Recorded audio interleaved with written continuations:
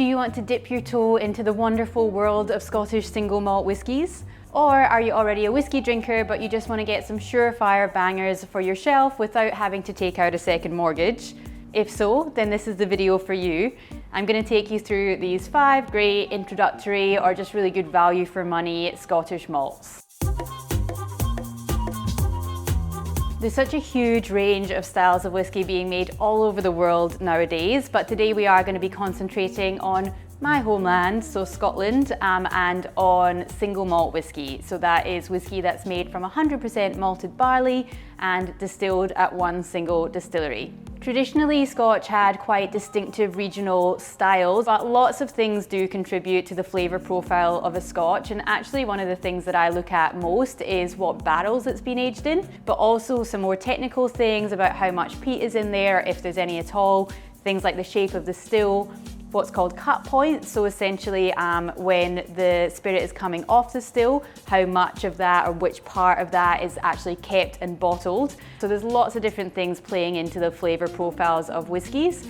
We can get really geeky on it at some point, but today we are really just going to be kind of giving you some surefire bangers. Now, of course, being a bartender, I absolutely encourage you to go out and find a good whiskey bar if at all possible, and to try nips of things before you commit to buying a full bottle. But these are kind of, from my experience tending bar, these all tend to be real crowd pleasers. So if you are going to buy something blind, then I do feel that you can't really go too wrong with these as long as you like the sound of the flavour notes that I'll be describing to you. Now, none of these guys break the bank, but at the same time there is the caveat that very, very cheap whiskey is not very delicious, generally speaking. So we're not talking complete bargain basement here. It is going to be something that hopefully would be a bit of an investment for you that you can enjoy over a long period of time. So we are going to go from sort of lightest and brightest and easiest going whiskies through to our sort of heaviest one here. So the Dalwhinnie 15-year-old is what I like to call a breakfast whiskey. It's really kind of light in body. The distillery is in the Highlands. It's right on the edge of Speyside, which is a very kind of famous whiskey region. This one sits around 80 Australian dollars, so about 40 pounds or around 65 US dollars. And as it is owned by Diageo, it's fairly widely available, which is why it's a good one to include. So it's really a bright and fresh, quite citrusy nose actually, with lots of just really lovely kind of honeyed malt coming through as well. The reason that this one has a much lighter flavour is it is aged in ex-bourbon barrels as opposed to ex-sherry, which you see a lot in Scotch, and that just means that you get kind of more notes like vanilla and so on, but also it just doesn't honestly have as much of an impact on the spirit, so that kind of shines through and you get all those real fruity notes that are part of the spirit itself. As I said, absolute breakfast ram. You could drink that first thing in the morning. There's not really any alcohol burn. Definitely a great introduction to Scottish whiskey. Now, next up, we're sort of going a little bit step up in terms of richness, but still really bright and fresh and fruity. We've got Aberfeldy 12-year-old. So this one is actually owned by Bacardi, and most of it goes into Dewar's, which is obviously their really famous blend, but they do now bottle some of it as a single malt, which is really good to see. A lot of people think this is a Speyside malt. It's actually in Perthshire, so sort of at the foot of the Highlands, and it was put there because it was built specifically to provide whiskey for Dewar's. It's really kind of easily connected to everywhere else. So definitely a step up there from the Dalwhinnie in terms of body. So really fruity, lots of green apple, but has a nice, a little bit more kind of sherry character there. So a little bit of kind of raisiny dried fruit just makes it quite nice and smooth. You can probably feel the alcohol on that one a little bit more, but I think that it does have the body to carry it. So yeah, definitely something that you can justify treating yourself to. Now onto the Glendronach 12-year-old. So as much as Aberfeldy had that little hint of sherry character, this is what you would call a sherry bomb. So it's aged entirely in Oloroso and PX casks. So if anyone's ever seen PX, it's real kind of syrupy and thick and kind of Christmas cake spicy. So hopefully you're going to get plenty of that coming through here. So yeah, really big, sweet nose, quite a lot of kind of woody spices, like a bit of cinnamon and a bit of nutmeg, a little bit of ginger even. Really rich, chewy, almost kind of toffee-ish.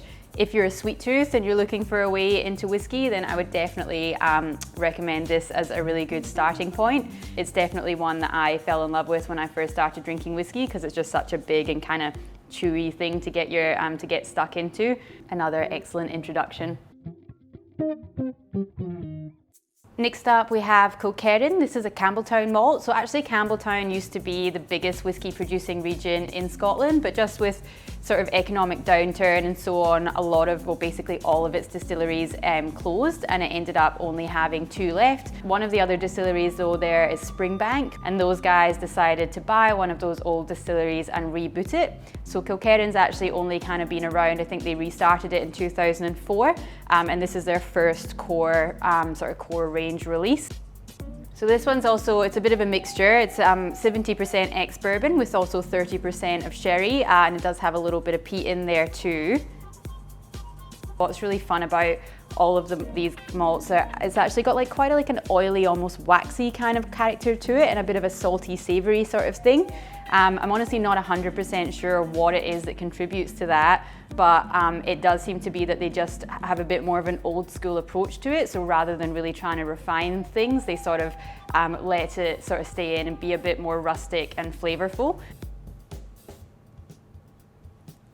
But also nice lemon and sort of creamy flavors coming through as well. So it's not a whack in the face in any way. It's, as much as it's rustic, it's still got a kind of delicateness to it as well, with actually some nice floral notes too. If you like kind of bold and really interesting flavors, then I think this is going to be the one for you. Now, I couldn't run you through an introduction to some Scottish whiskies without taking you to Islay. It's probably the most famous whiskey region and known for its big peat monsters, so things like Ardbeg and Laphroaig. Those can be a little bit much, especially if you're just starting out, and that kind of real iodine flavour isn't for everyone. So I would like to introduce you to Caolila. It is a little bit sweeter and lighter in body than a lot of other malts from Islay, and that kind of comes from a few of those technical things that I was touching on earlier, because they have taller stills and longer ferments. So lovely delicate peat on the nose, whereas the Kilkerran does, it's almost got a bit of a funkiness to it with that peat. This is real kind of sweet, fresh peat, and still a little bit salty. Lovely sweet stone fruit, so sort of a bit of peach and sort of more tropical fruit even coming in there, but just still with that lovely kind of smoky backbone.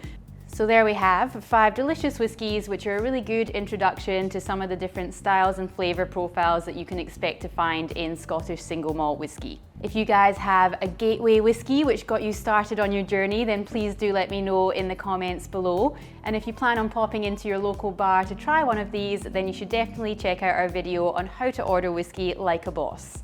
An introduction to Scottish single malt whiskey. So now you know.